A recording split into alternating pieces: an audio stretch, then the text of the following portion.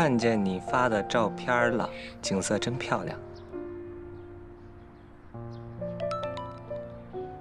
谢谢你，真的挺漂亮的，还能看见红树林呢。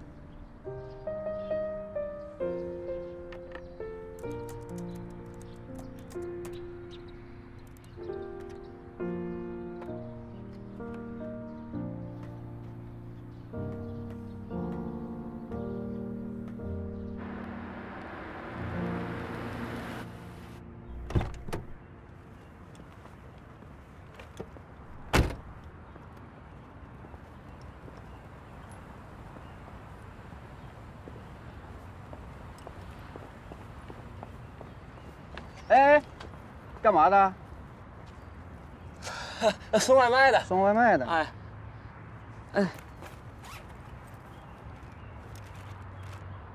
进去吧。哎。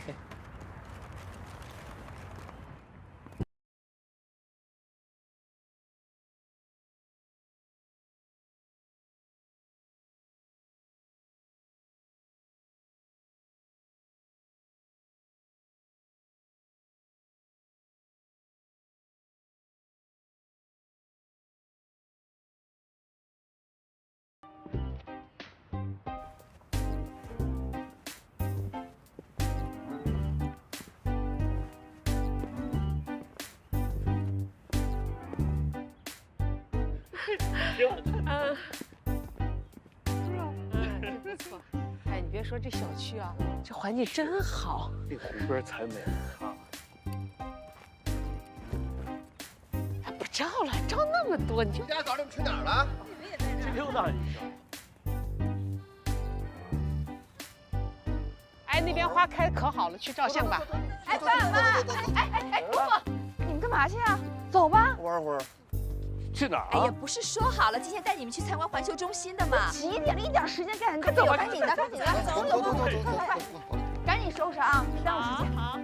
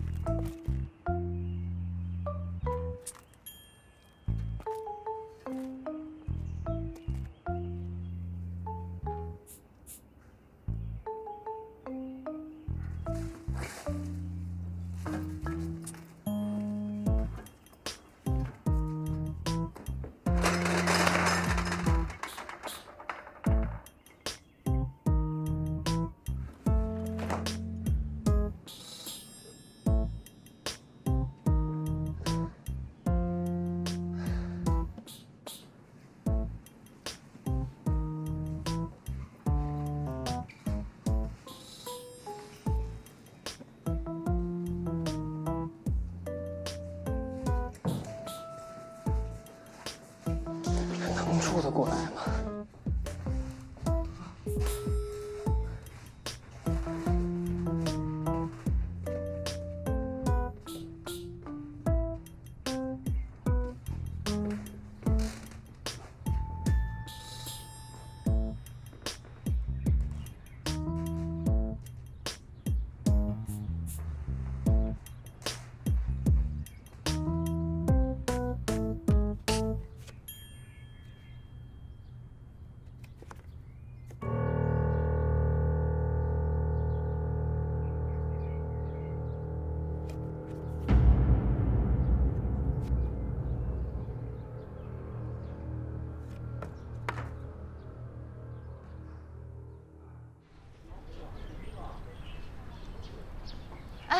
老板，8号桌加2个可乐啊。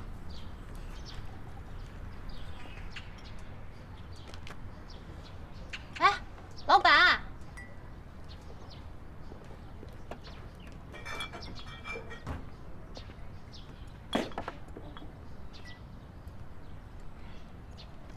是可乐啊，老板是可乐。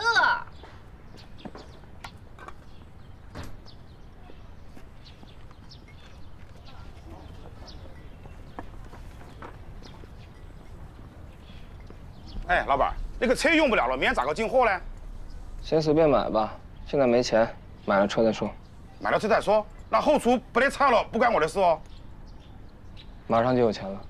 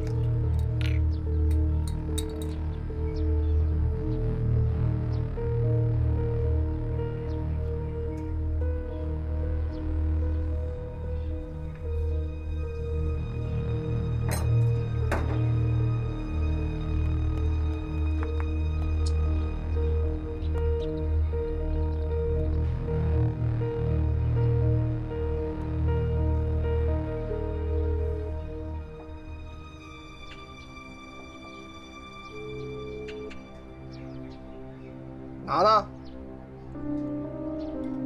晚上哥请你吃饭。啊？什么？没听错，我请客。兄弟啊，你有事你直接跟我说，你不要拿请我吃饭这种行为吓唬我，好不好？太吓人了。不是，你这辈子请人吃过饭吗？今天是世界末日吗？是啊，从今天开始，天天都是我的世界末日。你来不来吧？那我肯定得来，放心吧。嗯。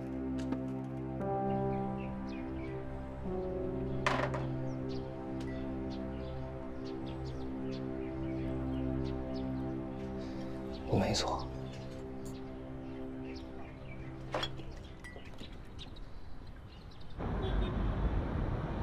只要你过得比我好，过得比我好。你别唱了好不好？啊！快乐到老。我说星星啊，你说你这练都没练上，你跟我聊失恋，我都不知道怎么劝你。哎，猴子，这事儿你说的对。啥叫失恋？我没失恋，我是失望，失去了希望。哎，不对也不对，叫绝望。啥叫绝望？我人生这么大，头一次感觉到什么叫绝望。你们懂吗？你们不懂。那个没出息的样儿，什么人啊？啊，怎么过的？有难度说话。这人你真搞定不了啊，猴子。谁呀？太强了。强大。哎，你别喝了，海星，你这么难受没必要。我可能这个时候说这些不合适，但是我还是得告诉你，你确实不是钱钱喜欢的那个类型。所以说，不管他找的那个人是谁，对你来说不都是一样的吗？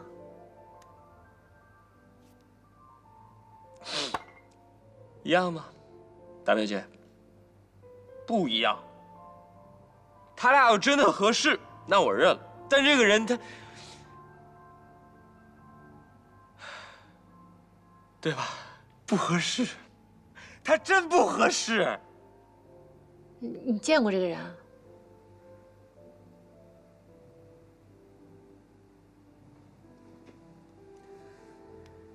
但我特别后悔见过这个人，跟这人比起来，我算什么？我算是一根草。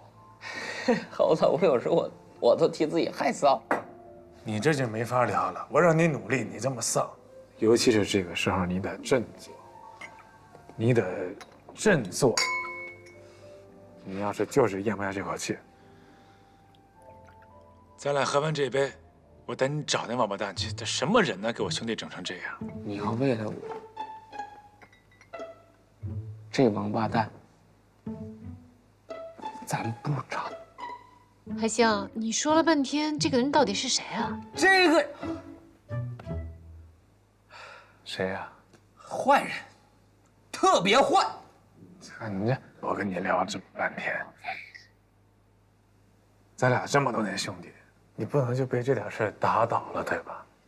咱们就2点，要有种，不能怂。你这2点一个也没学会，你不能自暴自弃。咱们努力啊！有什么事他努力达不到的，又不是大事。你谈恋爱，猴子，我不努力吗？我再努力都抵不上那个人一根毫毛。表姐，我给人打工的时候，早5点晚8点，我开饭馆，你知道的啊。早起贪黑，我睡5个小时都算多了。我自己开的饭馆，我自己都不舍得吃自己一块肉，能怎么样？我的卡里你们知道吗？最多就10万块钱，就没超过10万块钱过。但后来我想想，也没关系，这是咱的命，对吧？开心就好。可惜，我非喜欢上一个我一辈子都配不上的女人。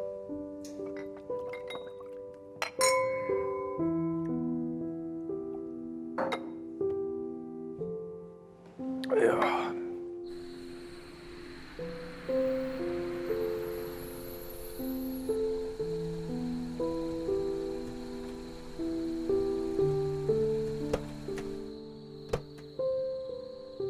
侯爵哥，石姐，我老板怎么样了？你老板？哎呦，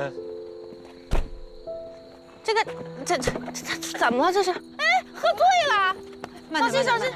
小心！哎呦天哪！哎呀，哎呦，小心！没事，没醉。哎呦，快起来！没醉。哎呦，起来！哎呀，好了，没醉。哥姐，你把他交给我吧，我照顾他。来，还不行，还是一起来吧。哎呦，小心！你这力量不行啊！你这老板扛不动。不是，我这是来城里之后就娇生惯养了。我以前在乡下力气可大，我还扛过猪呢。你扛过啥？你扛过？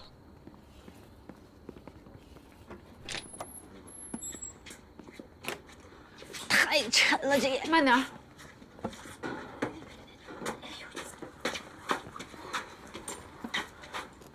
哎呀，慢点。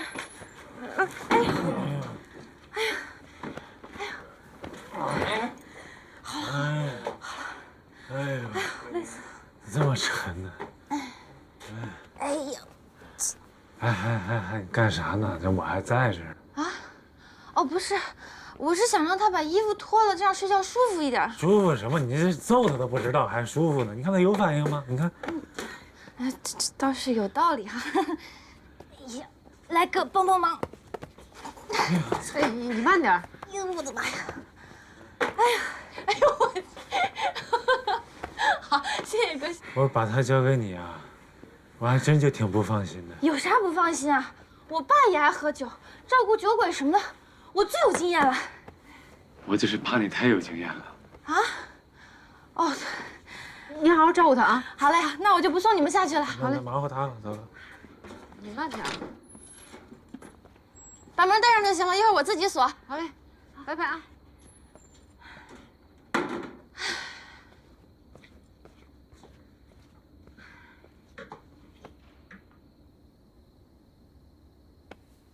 哎呦！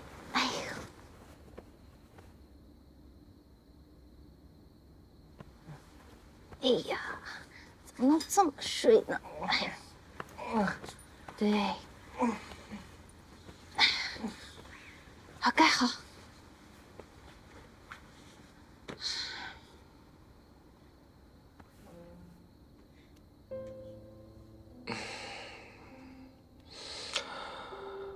怎么办？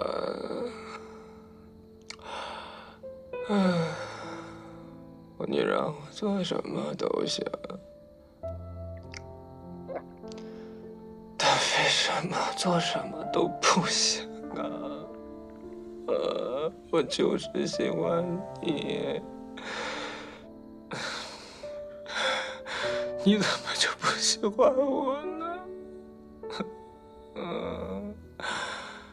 哎呀，你好就行，你好就好。我也恋爱了，但恋也是恋，但恋也是爱，但相思也是相思。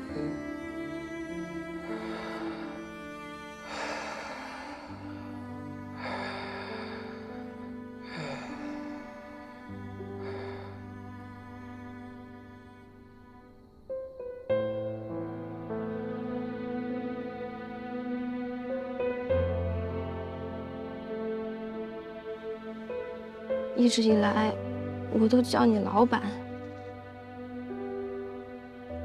但是你是这个世界上最不像老板的一个人了。你对我们所有员工都那么的亲切。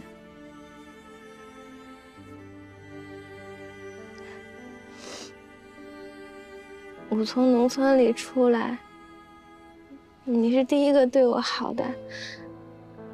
管我吃，管我住，还教了我很多我不会的东西。看到你这样，我真的挺难过的。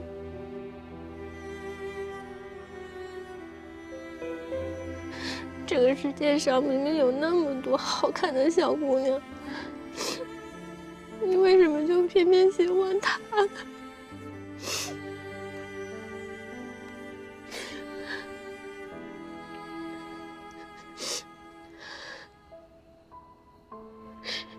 有时候我都在想，为什么不能是我呢？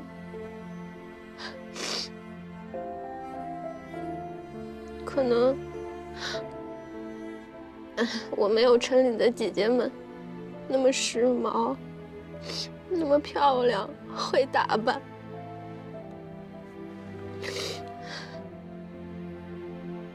但是我是真的很喜欢你啊！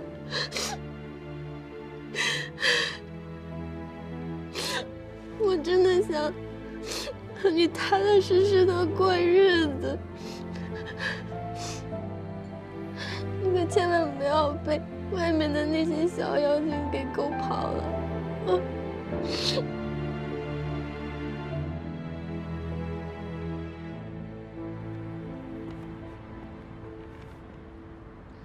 侯总，您觉得这3个方案怎么样？我想听一听你的想法。说心里话，我是觉得小韩的这个设计啊，真是不错的，而且跟他的上一稿相比呢，的确有了天壤之别。但我觉得，这得益于侯爵的建议起到了关键性的作用，他才是赋予了这个设计真正的灵魂。你的想法跟我一样，不逼他们一把呀，真的不知道他们潜力有多大。还是您有招。竞标就用包小涵的方案。好，那我就现在让他做预算去了。好，回来啊。要不然，咱们再等等。那要不然，先让侯爵看看，万一他提出一个更好的想法呢？如果他能在这套方案的基础上再完善一些，那当然是好事儿。还有，你告诉侯爵，如果他有新的想法，不要跟其他人沟通，让他直接来找我。这套方案已经很有价值了，注意保密，不要让公司其他人知道。您放心，我明白了。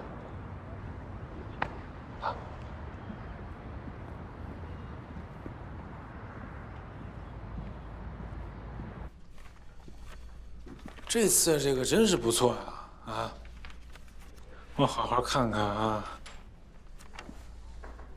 这个包小涵呢，他这次是把所有的能量都释放到这个设计稿里了啊。那要是没有你提供的修改思路，他那些能量怎么释放啊？怎么可能有这一稿呢？我就是给了一点那小小的建议，没有他的创造，这也出不来。哎呀，你呀，太谦虚了，所以你进步的比别人都快。好嘛，哎，你爸说了，这个方案就放你这儿，不能给任何人看，一定要保密。哦。啊。肖总，马总也在。怎么了？哦，那个什么，我觉得啊，这2个地方还是需要再修改一下，想请你看一下。哎，小吴总，你那设计稿都放这柜子吗？啊，对。啊。我觉得这个材料是肯定不能改的，肯定不能改，这个出问题了，肯定不能改。那个钥匙放这儿了啊！哎，别忘了。那个怎么办呢？那个你有没有什么想法？哦。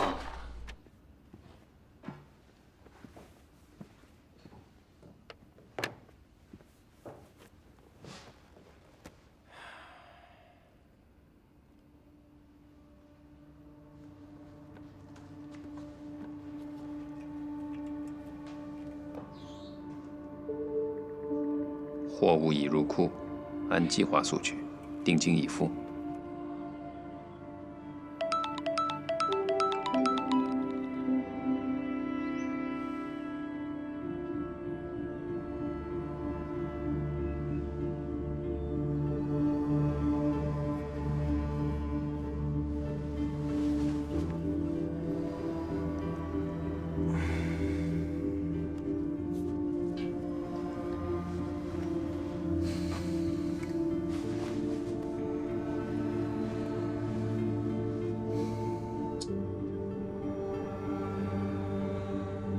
货物已入库，按计划索取，定金已付。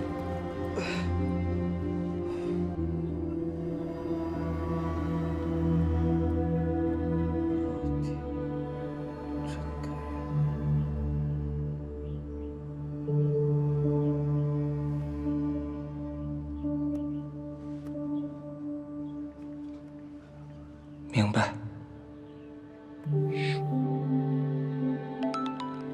文件柜钥匙在你电瓶车上。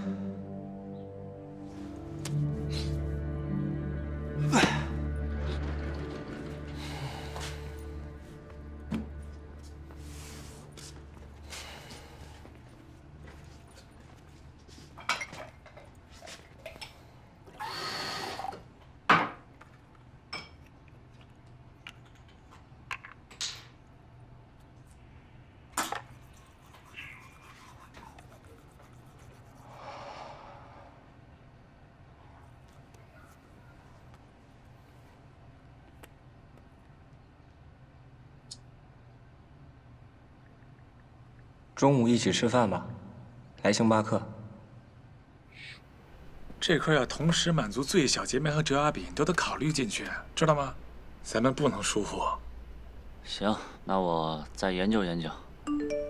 主要是这个功率、容量大小、设备数量、占地尺寸什么的等等都不同。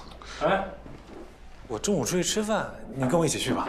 哦，我早饭吃得晚，我就不去了，你自己去吧。然后我再把这些东西做一个总结。那成吧，反正这里需要2者兼顾才行。行，我再想想啊。那我去了啊。好嘞。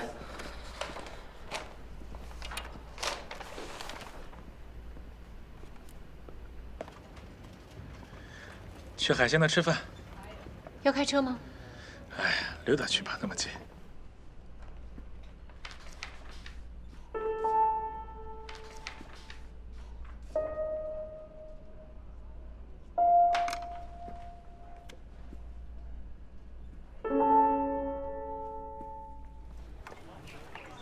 谢谢。老板啊，你家这菜我给你做好了啊，都在这儿了啊。这么快啊？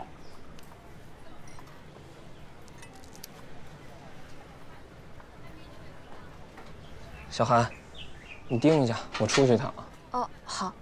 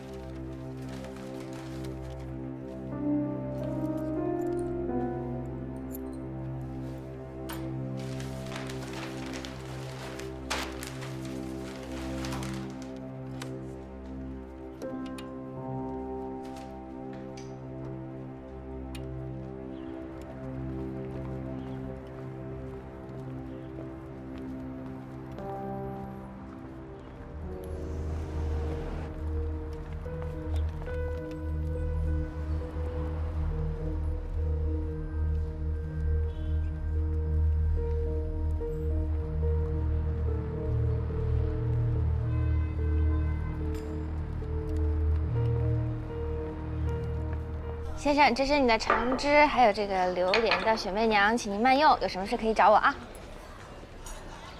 来了。哎，你们怎么来了？我老板出去了。出去了？啊。给我炒2个炒饭吧。行，好嘞。这都什么毛病？刚发微信叫我过来吃饭，他出去了。啊？估计一会儿就回来了。什么人呢？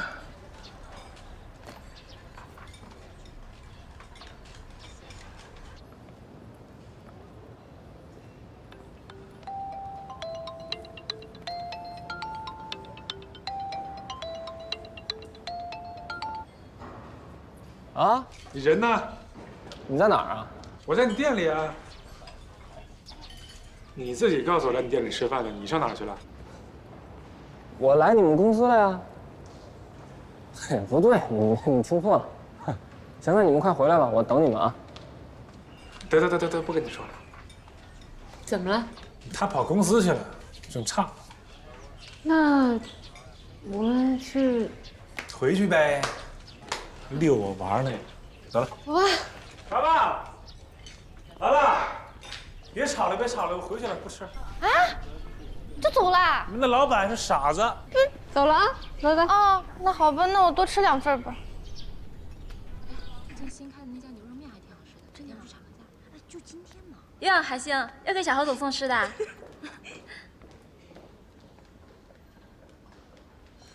海星，你怎么来了？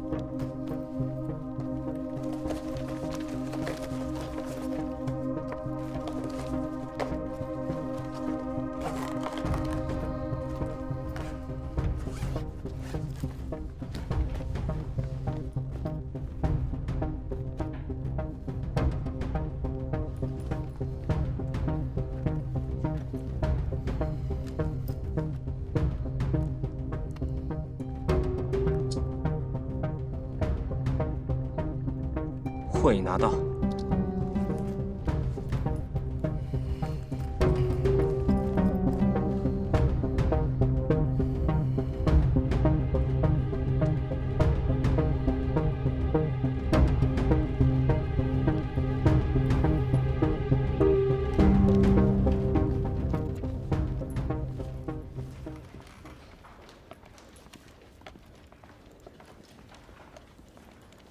你看他还睡一阵了，这，让我跑一圈儿。你还睡？不是我，吓我一跳，干什么？有病啊你！吓我一跳。哎呀，给你吃饭吧。你说你们刚到你店里，你就跟我说你到我这儿了。哎，行，你听差了。我不吃了，你俩吃吧，我店里还等我。你干啥不吃了？哎呀，看你一眼就行了，自己待着太难受了。哎，你吃吧，不差这一会儿。快，坐，慢慢吃。那个，走吧。快了，你快吃吧，一起坐着吃吧。不吃了，我不吃了，大表姐，拜拜。你这都什么病啊，一天到晚。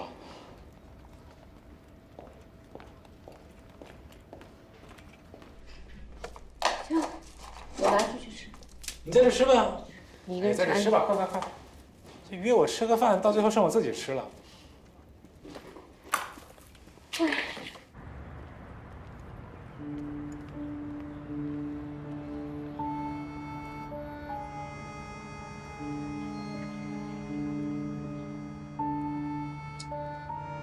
已经离开，什么时候交货？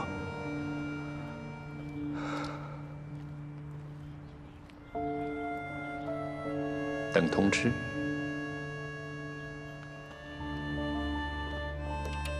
王总，包小涵那个设计图，你拿走了？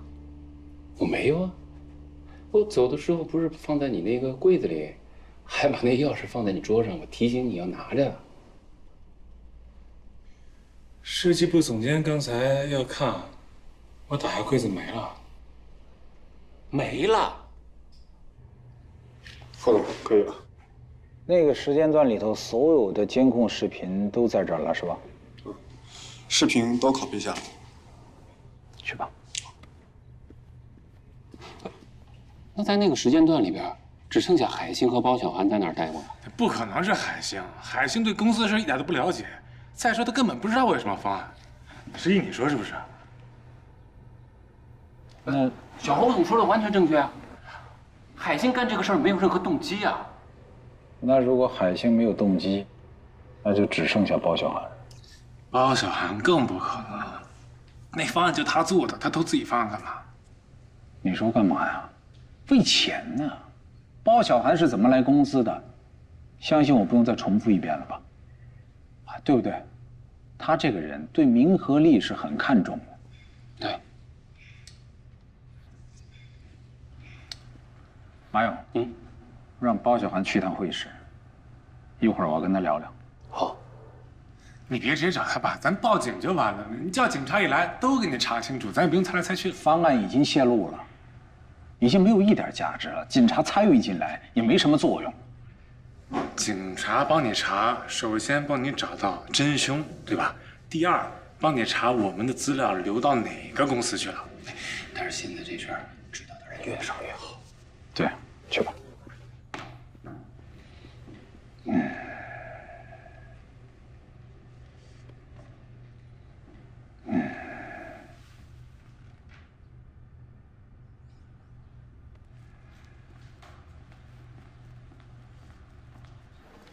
你怎么不说话？这不是你专长吗？证据太少，还不能下判断。我刚才说不是海星，我看你的表情怎么着，不是很相信啊？真相还没有出现，一切皆有可能。一切皆有可能，也不可能是海星啊！我告诉你了啊，不可能是海星。服务员，点菜。老板回来啦！哎，你把包放下呀！二位要吃点什么呀？我们这有炒饭、炒面，还有特色的海星炒饭。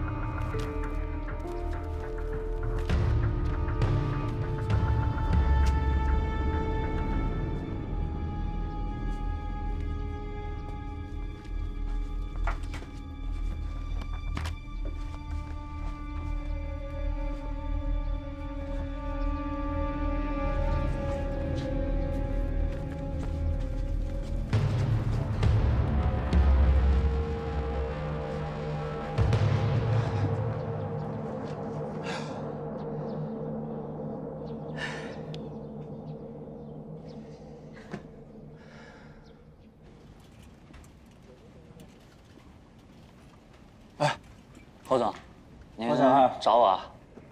中午你都去哪儿了？都做了些什么呀？啊？中午啊？今天中午。侯总，您问这个是啊，公司今天出了点状况，侯总就是想了解一下。哦，今天中午，我之前跟小侯总在一块儿弄我们的那个设计方案，然后后来小侯总就吃饭去了，我呢把我们的工作收了一下尾，然后我就回我的办公桌那儿睡觉了。啊，那谁可以证明呢？有人吗？那个马总，我睡觉需要谁证明啊？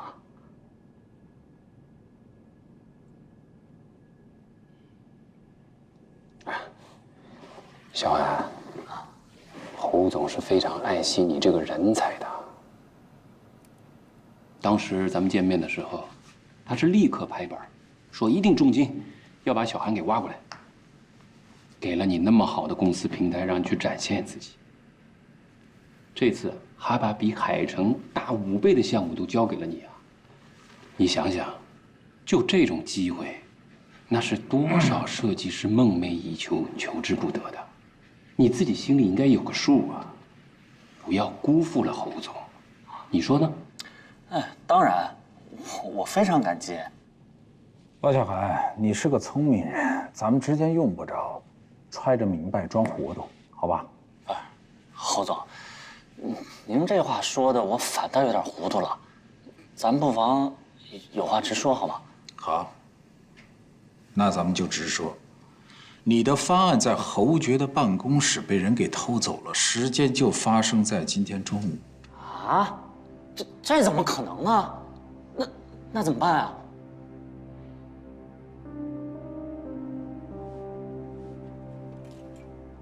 侯总、马总，你们该不会是怀疑我吧？我这不是正在问你吗？知道你的方案在侯爵办公室的只有4个人，侯爵、51、马勇，还有就是你。我不。是，我是知道，但是我知道，他也不代表这就是我干的呀。他们3个都没有单独的在办公室里待过，监控显示就你在办公室里待过，而且是一个人走的。你现在怎么向我们证明你的清白？我是在那个地方待了一会儿，但是我没待多久，我就回去休息了呀。然后我没有拿呀，然后我就睡了一个中午觉。你怎么证明你没干？等会儿啊，问题是，我为什么要去证明一件我根本就没有做过的事儿呢？那你为什么要那么着急呢？不是，这不是急不急的。方案外泄，侯总比你急呀。小韩，先冷静一下。我们现在是例行的调查问询，是不是必须要的？你说呢？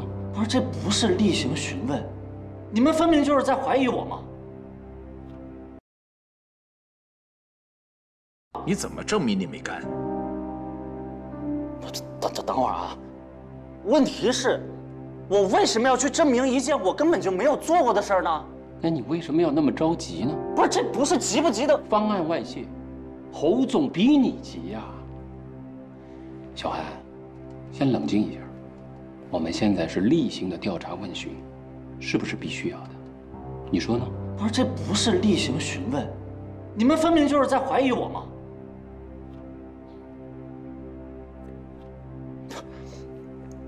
问题是啊，那我又有什么必要去偷自己的方案呢？我也觉得很奇怪呀，你为什么要偷你自己的方案呢？你的动机到底是什么呀？啊？再说了，侯总已经决定了用你的方案去竞标啊。当然了，给侯爵看的，就是希望他多提点建议，也是为了完善你的方案。我觉得，小韩，现在是公司的利益地位，你一定要把个人的得失放在一边。所以你有什么想法，开诚布公的说出来，让我们大家都知道嘛。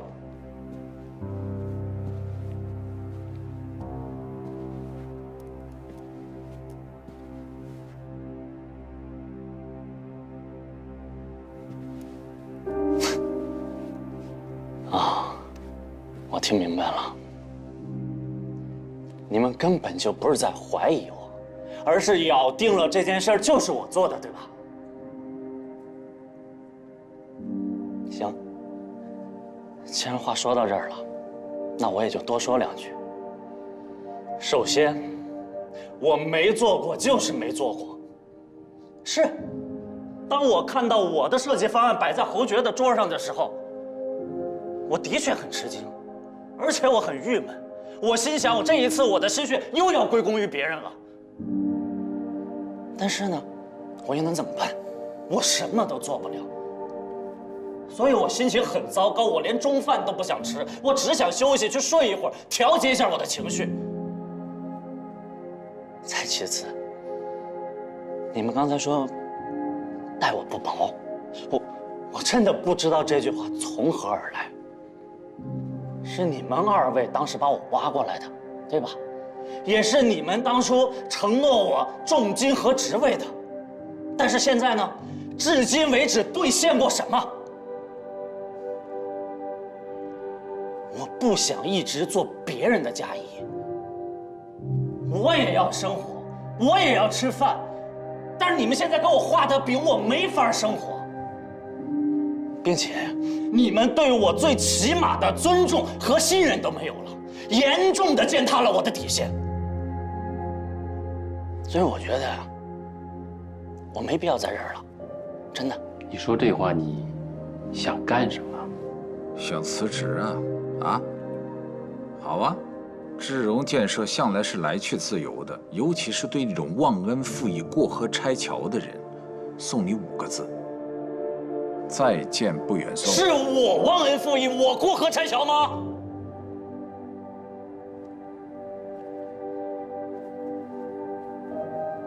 行。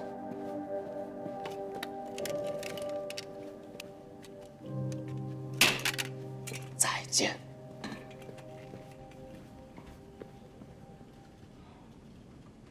走得好。开始我还半信半疑，他这一走，我至少信了80%了。你刚才没听见他说吗？他需要钱，这就是他的动机。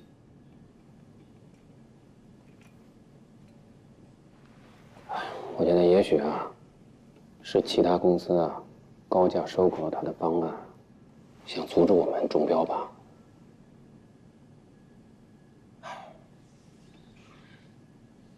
真挺可惜的，他是个人才就是太计较于眼前的名和利了，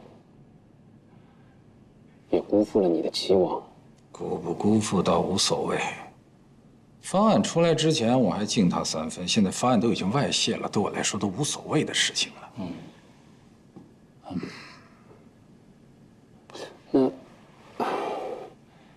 那咱们现在这设计方案怎么办呢？重新再来过？现在就剩下2周不到的时间了，重新来过是来不及了，只能调整。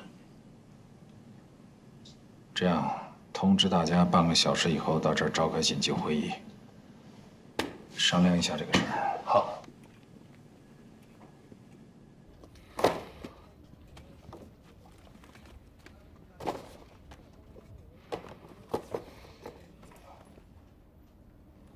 看什么看啊？没事干是吧？都。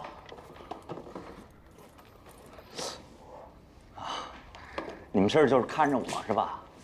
行，走，跟我回家。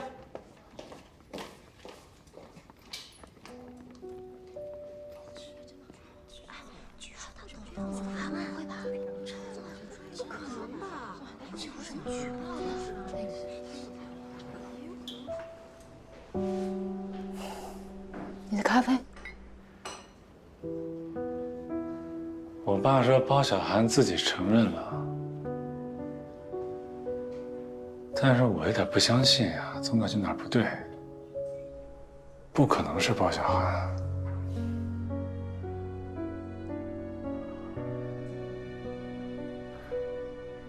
分析分析。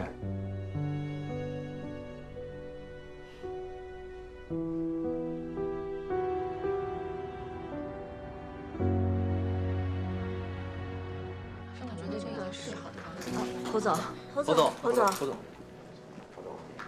总，就在刚才，公司发生了一起非常严重的方案失窃事件，丢掉的是瑞吉酒店的一套准竞标方案。现在嫌疑人基本上确定就是包小涵，他已经主动提出离职，所有的工作权把他踢出去，避免公司的信息进一步泄露。现在剩下的2套方案问题还有很多，所以我现在要求你们设计部必须在3天之内给出我一份超越前一稿的设计方案。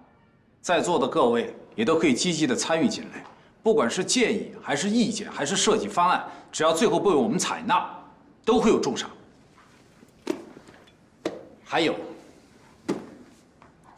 我今天放了包小涵一马，这是一个特例。你们所有的人要引以为戒，如果今后公司再发生类似的事件，别怪我侯志荣不客气。散会。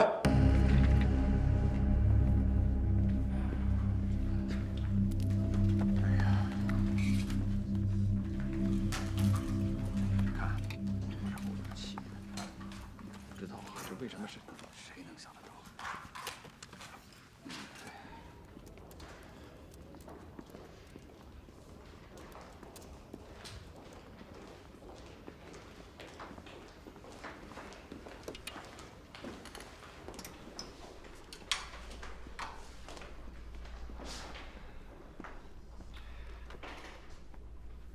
你这次还准备参与吗？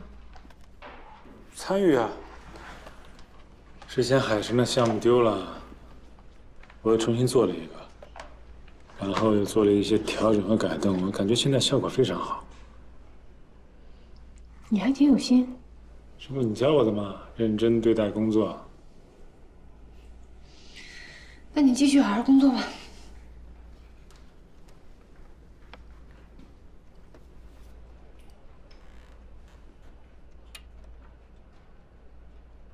今天我们讲了水上迫降的理论要点，下一堂课我们就要实习了，所以请大家回去之后好好把我们今天所学的内容消化一下。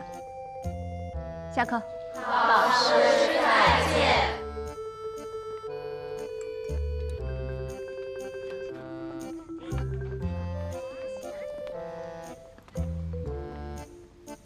阿姨，我们酒店现在可以试住了，周末您来体验一下，提提意见，我派车去接您。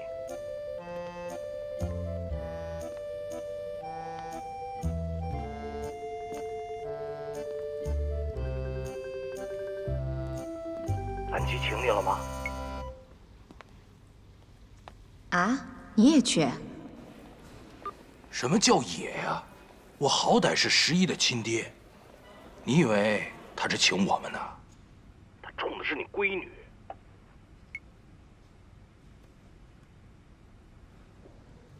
那你去嘛，11他亲爹。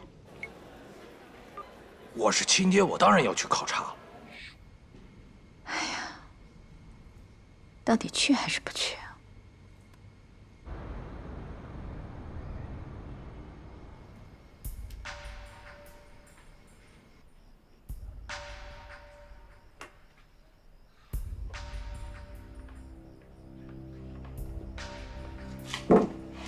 干嘛呢？有事吗？哎呦，哎，你们还管破案呢？情报收集和分析是我们的工作内容。假模假式的，分析出什么来？给我看看。我有个感觉，我觉得这些事儿好像不是冲着你，是胡总。这什么意思啊？我小侯总不值得被盯一下吗？啊？你不能从心里就把我跟我爸区别对待，我告诉你，啊，以后注意啊。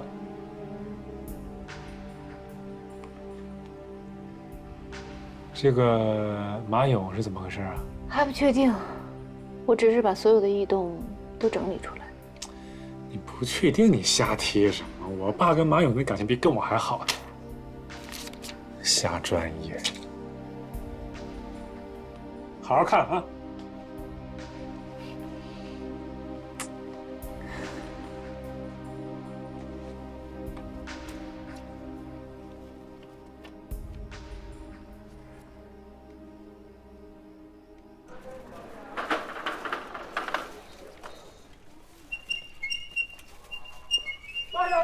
别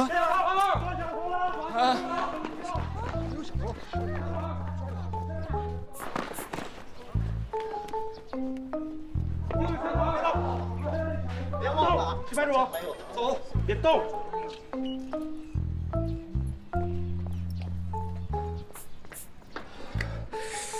哎呀，财神爷保佑啊！我只此一次，下不为例啊！真的知道错了，我以后一定多做善事，回报社会。阿弥陀。你在这多久了？我刚一直在这擦东西啊。听见什么了？我也没听见什么，我就听见你说什么阿弥陀佛保平安。哎，我跟你说，这可是招财帽，它只招财，它不保平安的。你这太难为人家，你有什么心？消失。哦。阿弥陀佛，平平安安，平平安安，平平安安。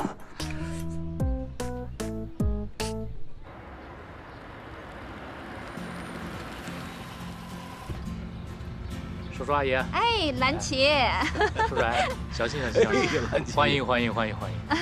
不好意思，本来应该亲自去接你们的，临时有个会。哎呀，你那么忙，不用亲自接我们，这不我们也来了。哎，行李啊，我让他们先直接放到前台了，我们一会儿去取。我先带你们转一转。安总好，好。叔叔阿姨啊，这个呢就是我们的大堂，还行吧？哎呀，很别致啊，有品位。真的是不错呀，蓝旗。哎呀，太棒了，蓝旗！谢谢叔叔。哎，那个地方呢是我们的餐厅，是可以看到大海的。我再带你们去那边。太好了。好。来，叔叔阿姨，看看我们酒店的外部环境。哎呀，真美呀，这就叫依山傍水啊。太棒了，真是。上次来的时候呢，那个大堂啊、门口啊都还在装修呢，都不开放。现在除了那边的商业区还有顶楼，基本上呢已经和正式开业没什么区别了。你们就放心的住，多住几天，你给我提意见啊。蓝旗啊，提意见，你找他来就对了。他可以说是豌豆公主转世，他要满意了，你就踏实了。你这么一说，感觉我好像多难伺候似的。想。当年他飞国际航班的时候，恨不得把酒店当家，世界各地豪华酒店都住过了，这点他有发言权。这还差不多，你呀，好话不会好好说。我们的酒店呢是针对中层消费群体的，主要以舒适为主，跟豪华酒店呢是肯定没法比的。哎呀，这个酒店呀，最重要的就是浪漫舒适。你说太豪华了，人都得摆着架子，多累呀！对，咱们再去那看看哈。好，走走。这边走。哎呀，真是美呀！请。哎，好。哎，到了，叔叔阿姨。啊。就这2间，就在隔壁，一模一样的。你们看你们怎么分配？哎呀，女士优先，女士优先。我住下一间。好。走吧，阿姨。哎。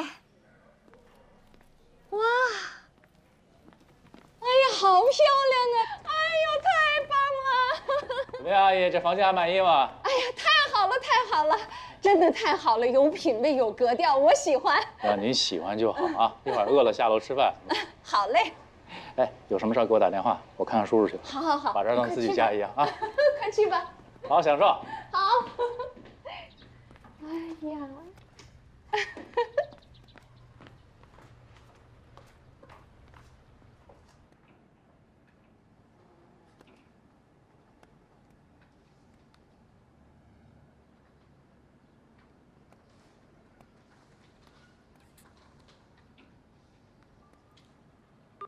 妈，你这是去哪儿了呀？这么美。我在蓝旗酒店呢。你怎么去蓝旗那儿了？你也没跟我说一声。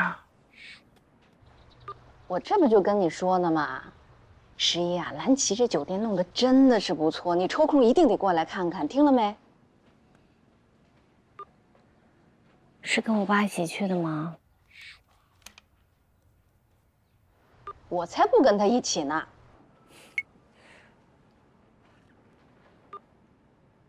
哦，是吗？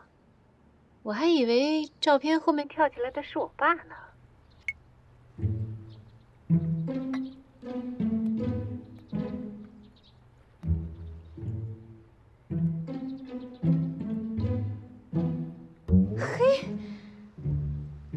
么跟个冤魂似的？这走哪儿都有你，居心叵测。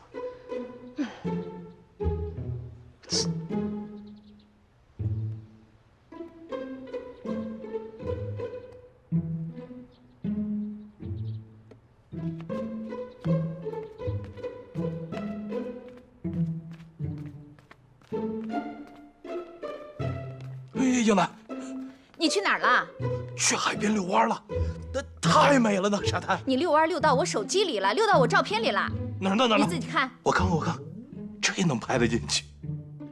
咱们依然有缘分。什么缘分啊？回你房间，老老实实的，不许再出来了。你说什么呢？好主意。吃饭叫我啊！就知道吃饭。饿死你！从现在起到开业前，我定期巡查，告诉所有领班、所有服务人员的仪容仪表必须符合规范。被我抓到1次，立马走人；3次以上，当值领班走人。你去忙吧。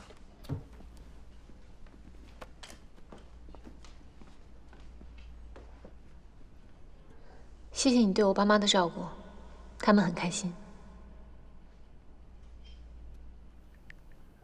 他们开心，你就开心；你开心，我就开心。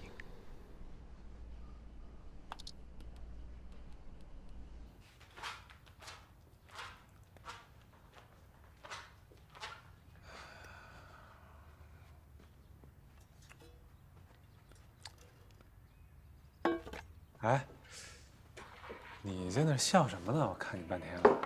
哎呦，我爸一遇见我妈就犯中二病，这么多年也没变。他们去哪儿了？兰琪接他们去酒店住了。卑鄙。啊？是卑鄙者的通行证。高尚是高尚者的座右铭，不是座右铭，墓志铭。你说什么呢，然？跟你没关系。哎呀，行，跟我没关系，不打扰你了。哎，你干嘛去啊？谈恋爱去啊？哼，无可奉告。哎，有危险！我需要帮助。你会逢凶化吉的。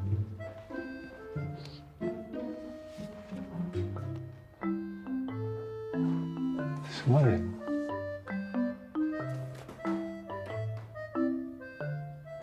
椰王山坑罗顿鸡，好了，就这些吧。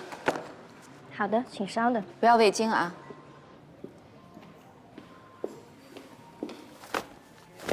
行了，你这是干嘛呀？让兰琪看见了，以为我怎么着你了？哪儿都有你，我拍个照片你也往里钻。瞧你那张牙舞爪的样子，到底想干什么呀？是为这事儿啊？还在那儿笑，小心你乐极生悲。是，咱们可是为了11来的，为了孩子，咱不吵架，让人知道了笑话。你还知道啊？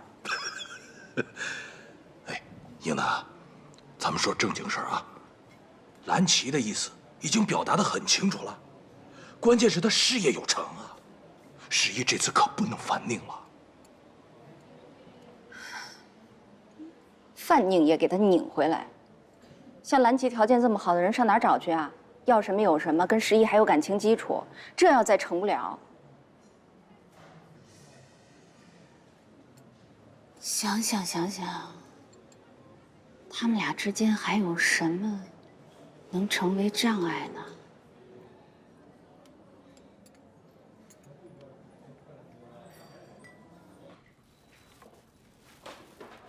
哇，拿这么多东西？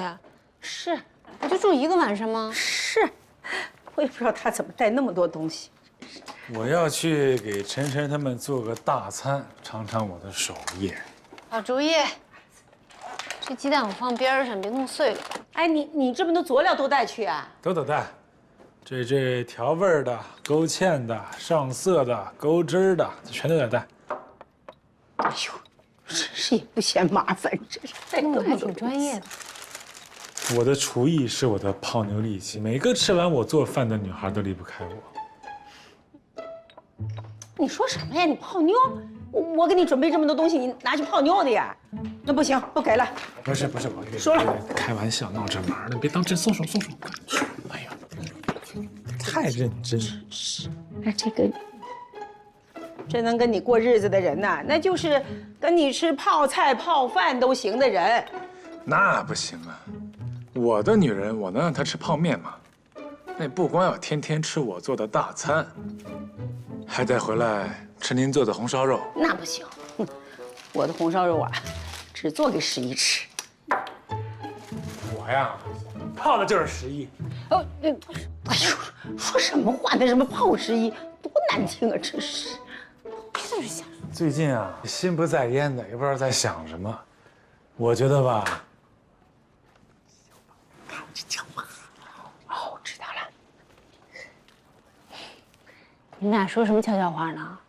我可听到了啊，是不是不太合适啊？太合适了，不合适。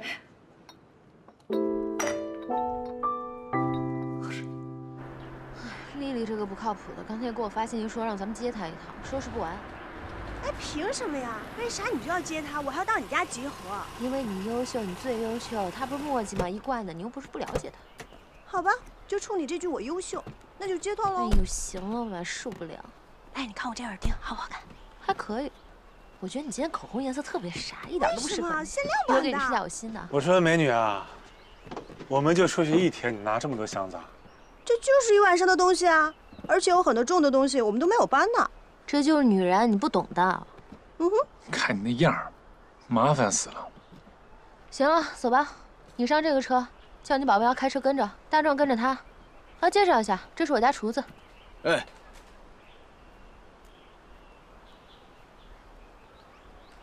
不是，他得跟我一个车。为什么呀？哎，我警告你啊，你不要今天一上来就惹我不高兴。你看你事儿的样儿。那行，那你跟他一车吧，你待会儿跟着我，没事。好了，别依依不舍的，上车吧。张师傅，先去丽景花园接我一朋友。哎，好。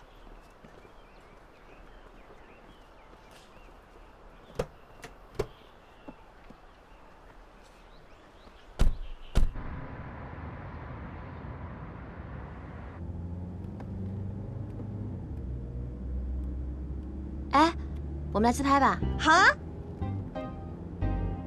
3、2，帮我拍好看点。你露脸会死是不是？不爱拍照。你看你弄得咱俩都不好。哎呀，我这什么表情啊？我也好丑啊！快，再来一个。看镜头。你说我还可以吧？带上我。不带，就我们俩。谁允许你进来了？心机。就这么着吧。问你啊，你为什么找了个女跟班？我爸姑子。再说男的女的有什么不一样吗？少来，肯定是你要求的。反正要搁我一准要求个帅哥。我要求这干什么？他单身还是结婚？好像单身吧。那太好了，我们家厨子大壮是跟我拐了8道弯的远房亲戚。要是按辈分算的话，他还得管我叫奶奶呢。正好也是单身。他多大？28。大壮25。你看，女大3抱金砖，正好。你俩觉得怎么样？般配。好。昨天咱们刚拆了一栋，今天再凑成一段，正好扯平。完美。快点！干啥？给你孙子打电话？哎，还得看我孙子看不看得上去。免提。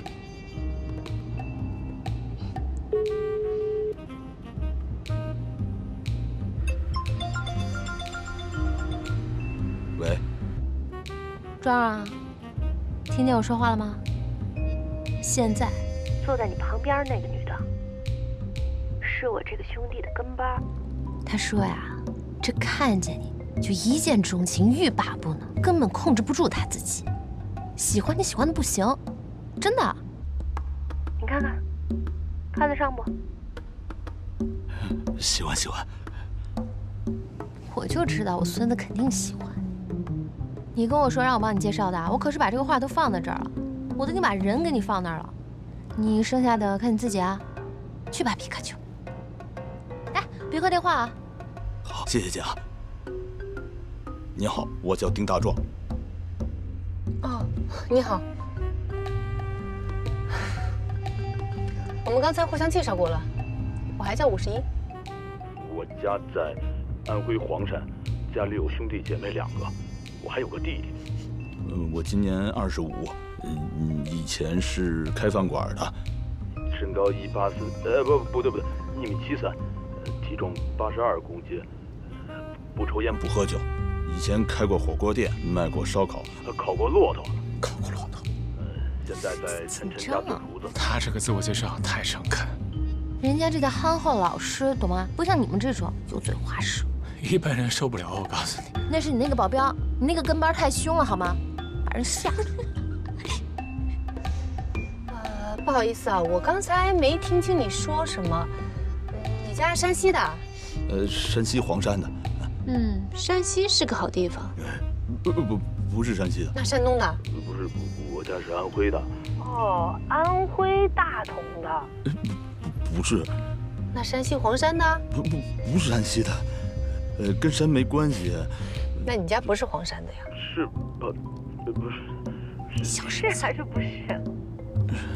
行了，电话挂了吧，挺费电的。没事，充电5分钟。你能不能争点气呀？在这儿还泡妞呢。没事儿，大壮不行，还有2壮、3壮，多的是人跟你介绍。放心吧，我一定会把这事儿跟你安排的妥妥当当。他家到底哪儿的？还笑。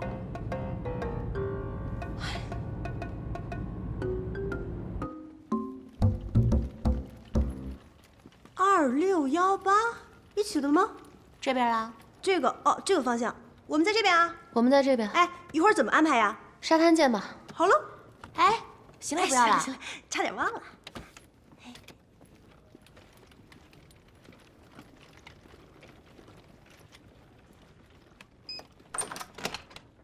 哎，我的房卡呢？进来。干嘛？进来再说。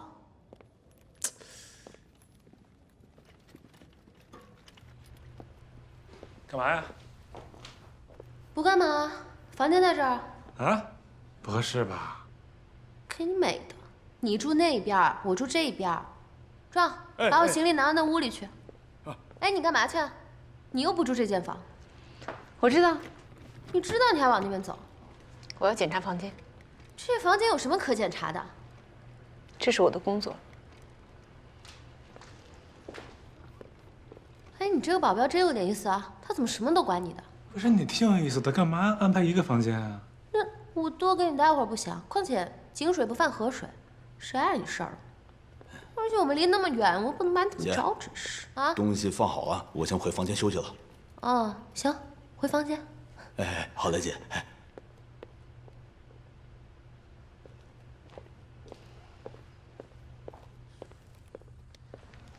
房间我都检查过了，没什么事儿，我就先走了。你就走了？啊？你看不出我在这很危险吗？哎，你怎么危险？我是怎么着？母老虎把你吃了呀？你自己没数啊？我看了一下，我房间就在隔壁，有事随时叫我。没事儿，你快走吧。把门关上。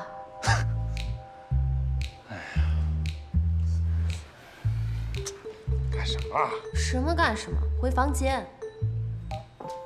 赶紧的，换衣服去沙滩。回个房间那么有气势。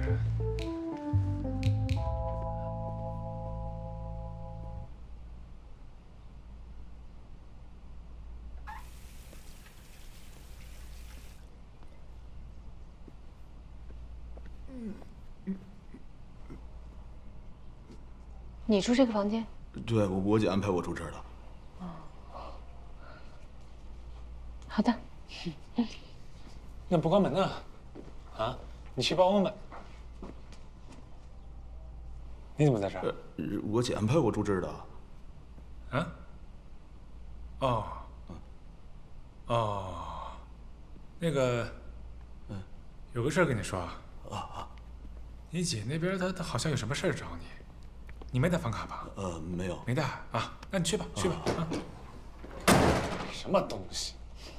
太不像话了啊！你说他们，你会游泳吧？如果需要的话，可以会啊。会就好。给我开门！开门！干什么？干什么？快点给我开门！你要拆房子呀？大壮，你给我进来！我看是谁，我给钱，谁不让大壮在这住？莫名其妙的，什么人啊你？你别有没事找事啊！大壮谁能住一起吗？怎么不能住一起啊？你给我装什么糊涂？男女有别不知道？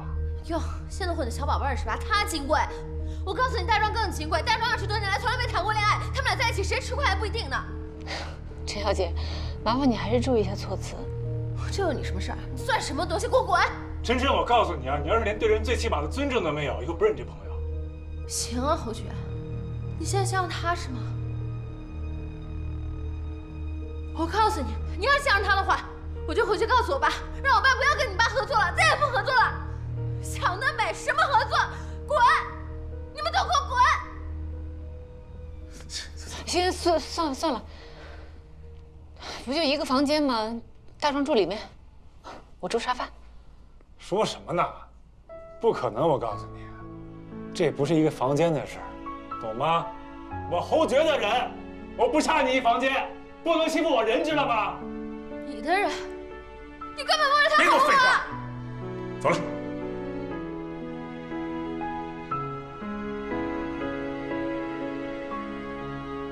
侯爵，你干什么呀你？这正好啊！啊，咋了呀？啥情况啊？太过分了，他太过分了！那还游吗？游个屁游！那你不游，我们去游了。走了，拜拜。你们俩什么意思啊？哎，快点，泳衣都换好了。我这什么事儿啊？对不起啊，又给你惹麻烦了。没事儿，你都不用考虑这个。我告诉你，她这种大小姐脾气啊，不是现在报，一会儿得报，早晚都要报。所以我们从第一刻开始就不能向她低头。可是那些都没事儿，你不用担心他爸那层关系。就算他爸跟我爸告状，就算他爸不高兴不跟我爸做生意，那也没用，对吧？跟我身边的人，第一条就是不能受委屈。我也没那么脆弱啊。以前有的客户也会误解我们的职业，看不起我们，把我们当成佣人、马仔，也有不尊重的时候。哎，那你们要是碰到这种人，一般都怎么揍他们？只能锻炼自己的心理承受能力，承受能力强了就可以无视啦。要么就把注意力放在工作上。哎呦，真没想到啊！你们这种身怀绝技的人，这时还能自我反省，还能接受这种误解啊？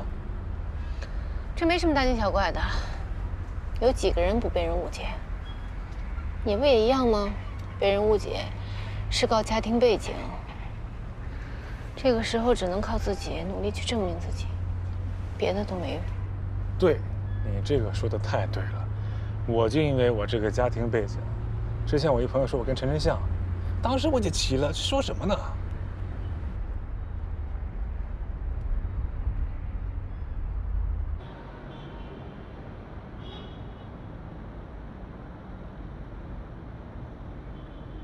师爷，你赶紧洗洗睡了啊！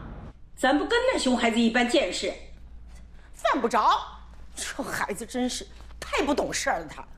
哎呦，你说这个晨晨啊，我跟你讲啊，我小时候我见过他，哦，不是我小时候，是他小时候啊，我见过他，他爸妈呀是老来得子，哎呦，把他宠的呀，跟你说都宠坏了，还念那么多书，还留学，还什么的。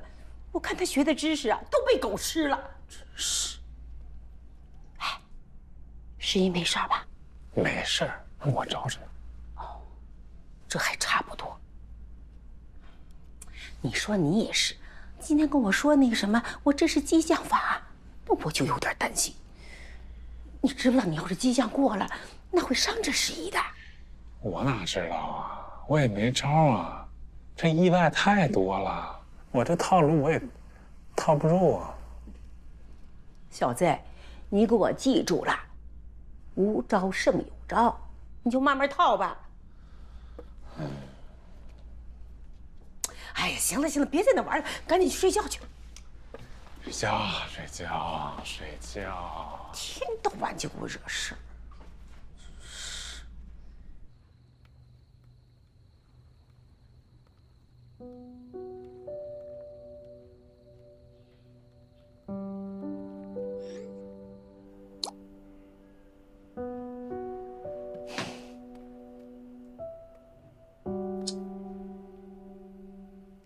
闺女，蓝旗的酒店你一定要来，来了就是安保总监、高管、白领，不用再受气了。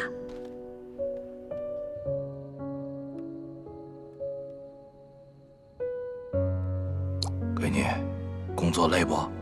累了就到蓝旗这儿来，别应酬了，图啥呀？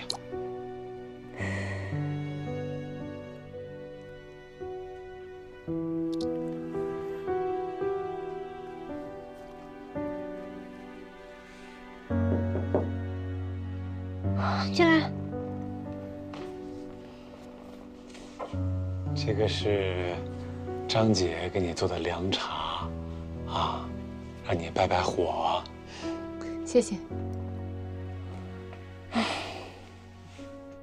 你说如果有2条路可以选，一条比较舒服，一条比较坎坷，你会选哪条？啊？哎，你要跟我聊这么深入的问题吗？不，我问错人了，你休息吧，睡觉。没事，我跟你说啊，不用了，我真的问错人，你睡觉吧。哲学性的问题，我回答起来最带把了。首先，你这2条路是去哪儿的？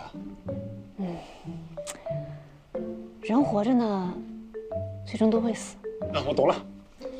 你现在走到了人生的岔路上，面前面临2个选择，一条平坦的路，一条坎坷的路，最终的方向都是死亡。啊，你在路口犹豫了许久，不知作何选择，今天求助于我，是这样吗？我跟你说，要是放在以前呢？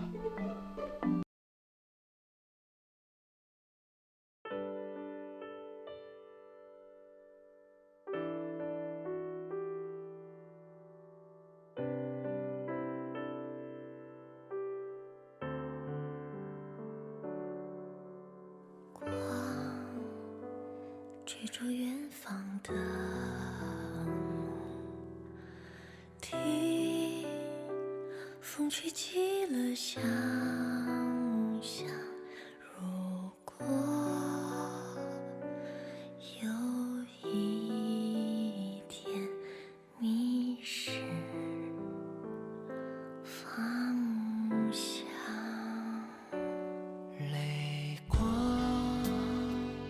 映出点